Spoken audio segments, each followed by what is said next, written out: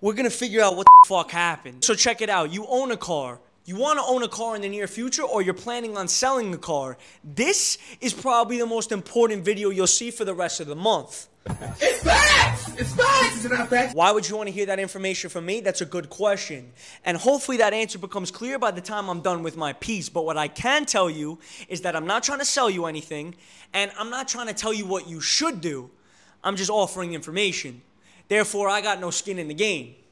Something many others doing this can't say. Bada bop boom pow.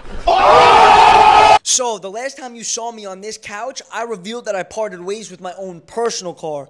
And when I came with that information to both the Instagram and TikTok pages of Whistle Motors, the most frequently asked question by far was, what's replacing it? And the second most asked question was, why would I get rid of a classic like the B7 Audi RS4 if it's just going to keep going up in value? The answer to the first question is absolutely positively nothing is replacing the car.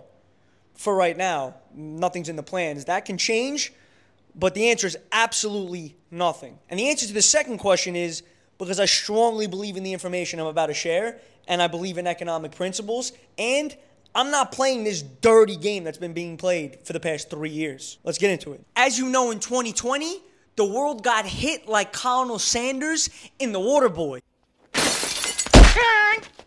By Whoa, just take it easy, man. Nice. Excuse me. Not trying to get flagged in my second attempt doing this thing by the YouTube gods. Anyways, the car market has looked like a roller coaster from Six Flags that has yet to return to the station since then. Straight up. So this is what I think next year looks like for us car people. But it would not be right to talk about what will be without going back and trying to make some sense of what the fuck happened. This all starts with the global chip shortage. No, not Lay's Original or Cape Cod. I'm talking computer chips. The ones solely produced in Taiwan and are needed to power pretty much anything electric that we use in society today.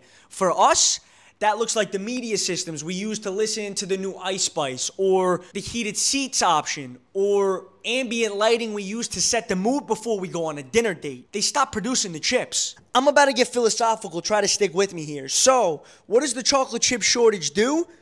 It creates a bottleneck in the manufacturing process of cars. So our favorite automotive companies were unable to deliver new inventory to your local dealership.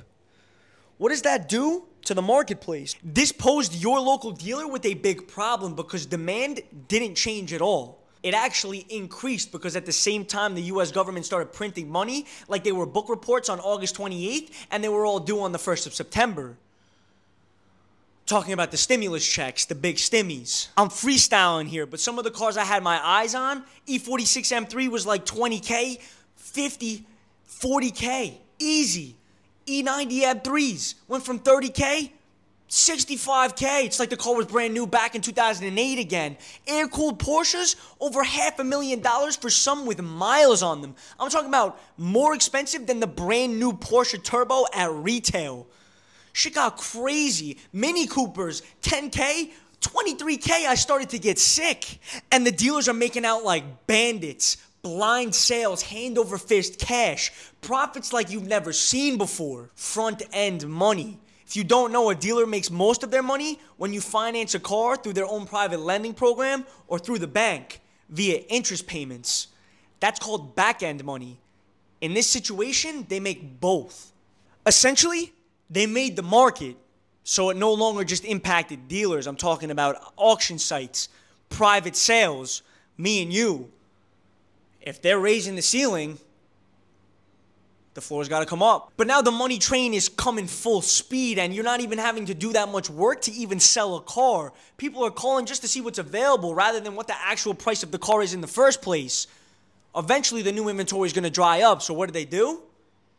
Call up some customers to see if they'll return their lease early. How could they get them to do that? Hey, Mr. P, yes, this is your car salesman. We've been asked by upper management to call all of our clients and see if they'll return their lease early without any early termination penalty.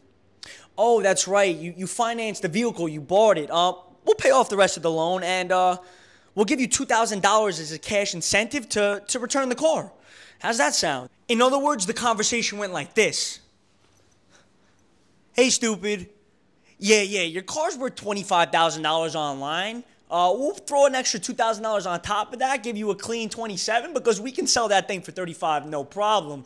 And we know you'll probably return back to buy a car in the near future, so we'll make back the money we just gave you anyway. How's that sound?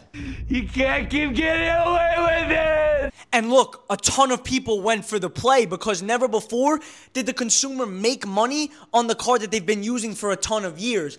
And if you had an extra car laying around and didn't necessarily need the one they were asking for, you could clear some debt and even put a couple dollars in your pocket. It made sense. It just makes sense. Now, the bigger problem I have with all of this is that most people aren't taught basic financial concepts in high school and quickly were blinded and forgot about what a car really is in the eyes of the IRS and your personal accountant. A car is equipment, and equipment depreciates with time and usage. In a quick summary, this is what happened. The dealers had to buy cars off us. In order to do that, they had to pay a little higher than market value in order to give us incentive. They then had to mark those cars that they just bought up again in order to make profit when they resold the car to the next owner. The whole time the price is going up, but on paper, the car's value is actually coming down. A lot of cars were bought and sold in the past 3 years. A lot. For those who had to buy a car to survive, I do feel bad. But for those who thought that they were going to buy a car and it was just going to go up forever, now interest rates are going up, the chip shortage is no longer so short, and we're starting to see a quick shift. Dealers are not moving the same volume of cars as they once were. Auction sites are seeing reserves not met or cars selling for prices lower than some examples that had more mileage or were in worse condition just a few months prior. In the next year or so, I think we'll see a massive influx of cars come to the marketplace because people either can't afford their loan payments with looming economic conditions, or they're simply paying way too much money to justify the car that they're driving as new car prices hit a ceiling and have to start coming back down. Tell them to bring me my money. We unpacked a lot in this video, some economic concepts like basic supply and demand, some ways that the automotive business sees revenue streams, and my outlook for what the rest of the year and next year looks like in the space. If you have any questions, please let me know below. If you want me to start making videos daily on the prices of some of our favorite enthusiast cars like I did back in the summer of 2022, let me know those down below as well. So there you have it. The point of this video is to break down my perspective of where we are because of what happened. What you shouldn't do is go add to the already false stereotype that all dealers are out to get you and they're all bad, because that is simply just not the case. Personally, I work with good businesses and good salesmen on a regular basis.